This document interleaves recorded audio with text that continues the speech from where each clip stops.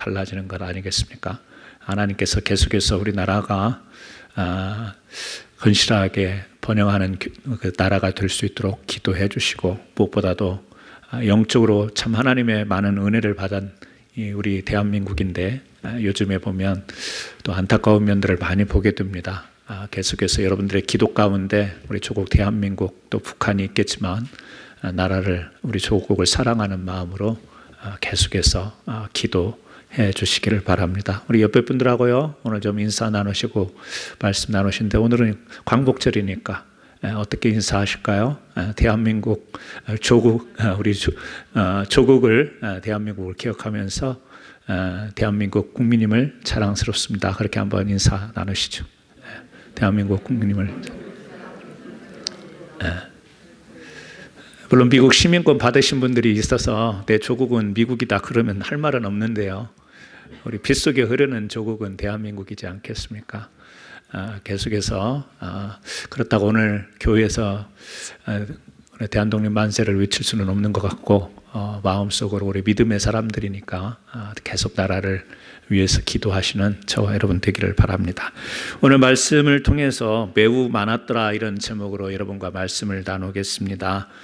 지난번에 나눠드렸던 유다와 또 그리고 북이스라엘의 그 왕들 쭉 열거되어 있잖아요. 그것을 좀 참조해서 버리지 마시고 계속해서 몇 주 동안 참조하시면서 말씀을 보시면 좋겠습니다. 오늘은요, 아사왕에 대한 이야기를 하려고 해요. 아사왕인데요, 이 사울왕 다음이 다윗이고, 다윗왕 다음이 솔로몬, 그리고 솔로몬 아들이 르호보암이지 않습니까? 르호보암 때부터 이제 분열 왕국이 되어서, 분열 왕국의 남유다의 일대는 르호보암이고, 그리고 분열 왕국 남왕국의 2대 왕은 아비야, 그리고 3대 세 번째가 아사예요. 그래서 오늘은 이 아사 왕에 대한 이야기를 하면서 우리가 또 영적인 교훈을 얻으려고 하는데, 일단 북쪽 이스라엘은 제껴두고요, 남쪽 유다를 중심으로 역대 상하가 쓰였으니까 이 남쪽 유다의 왕들 20명이잖아요. 분열 왕국에 그 20명 중에 하나님으로부터 어떻게 보면 그래도 선한 왕이다 라고 인정을 받았던 왕이 있다면 4명을 들 수가 있겠어요. 첫 번째는 이 3대 아사왕, 그리고 여러분이 바로 이어지는 4대 여호사밧, 그리고 13대 가보면 히스기야, 그리고 16대의 요시야. 이 4명은요, 성경에서 하나님께서 그들의 신앙, 특별히 개혁에 앞장서서 하나님의 뜻을 받들려고 노력했던 이렇게 선왕으로 평가가 되고 있어요. 그렇지만 그들에게도 아쉽게도 오점은 있습니다. 그래서 성경은 그런 것들을 객관적으로 정말 하나님 앞에 애를 썼던, 그리고 또 말씀대로 살려고 노력했던 왕들이지만 그들에게도 허물이 있었고 그들에게도 실수가 있었음을 성경은 숨기지를 않죠.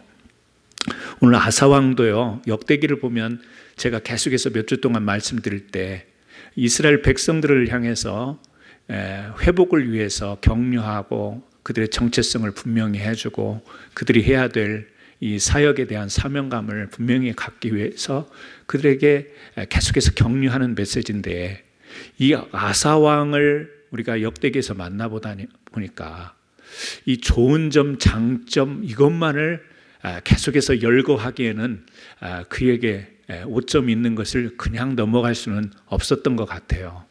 그래서 역대기를 보면서 솔로몬의 이야기를 보면 굉장히 그의 오점 이야기가 안 나오거든요. 그런데 아사왕에서는 그냥 넘어갈 수는 없구나. 인간이 가진, 아무리 우리가 열심히 하나님을 섬긴다고 하지만 우리에게 부족한 점이 있다, 이것을 다시 보게 하는 그런 내용으로. 그럼에도 불구하고 앞에서 보면요, 이 아사왕은 4가지, 특별히 4가지 우리가 좀 주목해 볼 수 있는데, 뭐냐면 여호와 보시기에 선과 정의를 행한 왕이다. 역대하 이제 14장 앞으로 가서 2절부터 5절에 보면 그렇게 소개가 되고 있어요. 선과 정의를 행한 왕이다. 이 평가 하나만으로도 아사 왕이 어떤 사람인지를 우리가 알 수 있겠잖아요. 그리고 우상 타파를 위해서 우상을 타파하는데 굉장히 앞선 겁니다. 우상 타파에 앞장서다 보니까요, 어디서부터 이게 시작됐는가 따지다 보니까 가까이에 있는 이 궁 안에서부터 있는 거예요. 자기 할머니가 그 주도적인 역할을 해서 그 할머니를, 그래도 이 왕가니까 그 권위도 있었고 지위도 있었을 거 아니에요. 근데 폐위를 시켜버리는, 식구인데 할머니인데도요. 왜? 거기서부터 우상 숭배가 막 만연해지니까 그렇게 개혁을 한 왕이 아사 왕입니다. 백성들로 하여금 하나님을 찾게 했다, 그렇게 성경은 소개를 해요. 그러니까 자기 자신만이 아니라 왕이니까 당연히 통치를 하는 데 있어서 백성들이 하나님을 찾을 수 있도록 그렇게 노력한 왕이었고, 그런 전체적인 내용을 통해서 유다 나라가 평안했다, 이런 평을 받습니다. 아사 왕이요 41년을 통치를 해요. 그런데 역대하 지금 14장에서 말하는 것은 이 왕 때 평안했다. 이보다 큰 나라의 축복이 어디 있겠어요? 우리 가정도 그렇고 개인도 그렇고 국가도 그렇고 나라가 평안했다 이러면 그거보다 더 좋은 상태가 어디 있겠냐고요.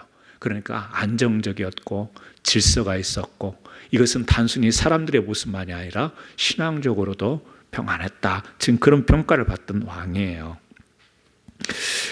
이 아사왕 통치 기간에 평안했던 이야기가 여러 차례 나오는데요, 역대하 14장 1절에 보니까 아비야가 죽고 아사왕이 되었을 때 10년 동안 평안하니라 그랬어요. 그러니까 아버지 아비야가 2대 왕이잖아요. 근데 이 왕은 딱 3년 왕을 하다가 죽게 돼요. 그런데 역대하 14장 1절에서 아비야가 죽고 아사가 왕이 되었을 때 10년 동안 평안했다, 이 말은요, 아비야가 세운 공적이 있는 거예요. 그로 인해서 10년 동안 왕이 되자마자 평안한 거예요. 그래서 앞에 살펴봤더니 이 아비야 왕을 좀 건너가려고 했더니 이 내용이 연결이 되는 거예요. 3년 짧은 기간이었지만 역대하에 소개된 내용, 2대 왕 아비야의 기록은 뭐냐면 북이스라엘과 싸운 이야기예요.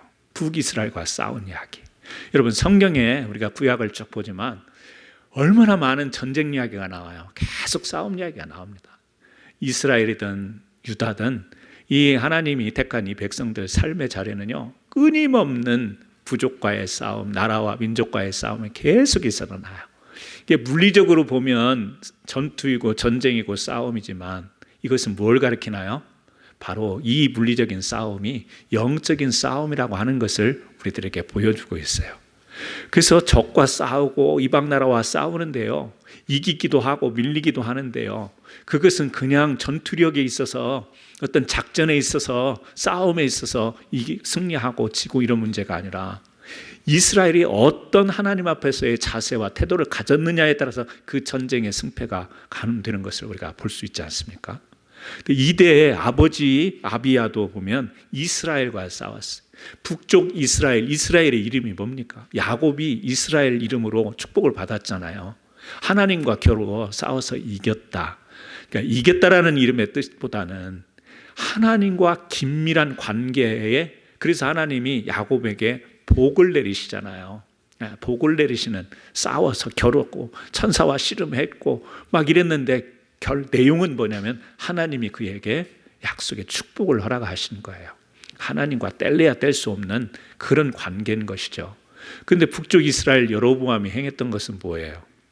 제사장, 하나님 앞에 제사를 드려야 되는데요, 예배를 드려야 되는데 제사장을 돈을 받고 아무나 세워요. 소 한 마리 이런 거 가져오면요, 레위 지파 제사장 이 집안이 있다고요. 그 사람들이 제사를 집행하고 인도하고 이래야 되는데 그 제사장들이 그걸 견디다 못해서 결국에는 남쪽 유다로 다시 내려오잖아요. 그리고 북쪽 이스라엘에서는 그냥 어떻게 보면 하나님이 정하시지 않은 사람들을 제사장으로 세우고 또 금송아지를 숭배하고 영적으로 다 무너져 버리는 이런 이스라엘. 그러니까 이름과 실제 이들의 삶은 다른 것이죠. 이름만 이스라엘이지 이스라엘의 내용을 갖고 있지 않는 그 싸움을 아비야가 한 거예요. 그러니까 남유다와 북이스라엘이 싸운 것 같지만 이것은 뭐예요? 비거룩, 비본질적인 신앙, 이것과 싸운 싸움이에요. 그거에서요, 이 아비야 왕이 이긴 거예요. 그 싸움을 승리한 거예요. 그것으로 인하여 이 아사가 왕이 되었을 때 10년 동안 평안했다, 이렇게 성경은 소개를 하고 있습니다. 그래서 역대하 13장 18절에도 아비야가 하나님을 의지하고 싸운 거예요. 그것은 영적인 싸움이었다라는 거예요. 그래서 그 평안이 오게 된 것이죠. 또 14장 2절부터 5절에 나오는 내용, 지금 아사 왕이 됐을 때도요, 왕이 되어서 계속해서 이어지는 내용이 뭐냐면 14장 1절에도 평안하니라 이렇게 이야기하고, 5절에도 보면 또 유다 모든 성읍에서 산당과 태양상을 없애매 나라가 그 앞에서 평안함을 누리리라. 계속해서 평안이라고 하는 단어가 나오는 것을 볼 수가 있습니다. 그러니까 이 평안은 영적으로 바로 세워지고 영적으로 하나님 앞에 온전한 예배를 드리는 이 아사 왕과 이스라엘 백성들의 상태가 바로 그런 평안이 오게 된 배경이었다라고 하는 것을 이야기하죠. 특별히 평안한 가운데서도 전쟁은 끊이지를 않았어요. 그래서 오늘 우리가 읽었던 구스, 이디오피아죠. 이 이디오피아가 들어왔을 때 아사 왕이 어떤 모습을 보이느냐, 군사력을 보면요, 구스의 군사는 100만 명, 병거가 300이라고 이야기를 합니다. 그런데 이에 반해서 남유다 왕국의 병력은 베냐민과 유다 지파가 합해서 58만이에요. 거의 그냥 반밖에 안 되는 거예요. 이때 아사 왕이 역대하 14장 11절 우리가 읽었던 말씀이죠. 뭐라고 기도하죠? 여호와여, 힘이 강한 자와 약한 자 사이에는 주밖에 도와줄 리가 없사오니. 자, 전력에 있어서 싸움의 대상이 되질 않습니다. 그런데 이 싸움은 싸워야 되는 싸움인 거예요. 이때 아사 왕이 하나님을 전적으로 의지하죠. 하나님, 강한 자와 약한 자의 사이에는 주밖에 도와줄 리가 없습니다. 이건 기도이면서 신앙 고백이죠.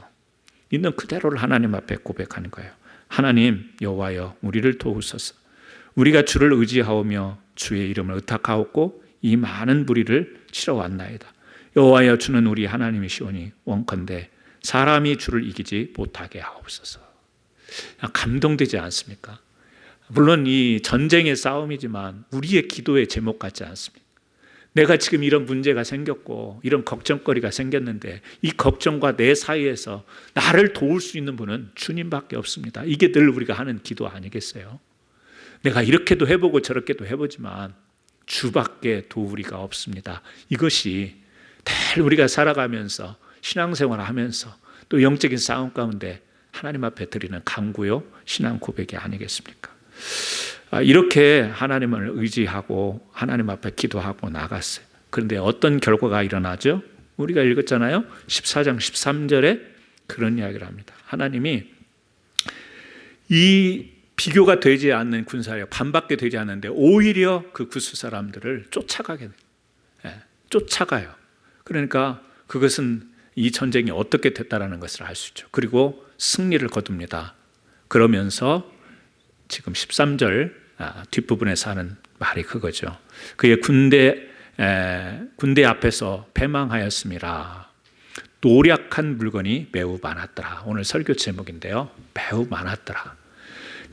싸움이 안 될 것 같은데 절대 불리한 상황 가운데 하나님의 도우심을 구하고 기도하고 간구하고 나가서 싸워서 승리하고 그 승리에 대한 대가로 많은 노략한 물건, 전리품을 얻게 된 거예요. 여러분, 성경에 보면 이런 내용들이 가끔 등장하지 않습니까?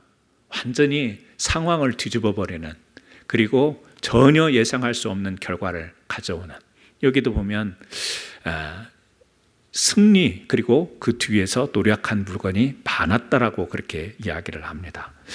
여러분, 평안과 많은 것을 얻게 한 것, 이것이 하나님의 은혜인 것이죠. 그런데 문제는요, 이 아사 왕이 36년이 되었을 때 문제가 터지는 거예요. 왜 터지느냐?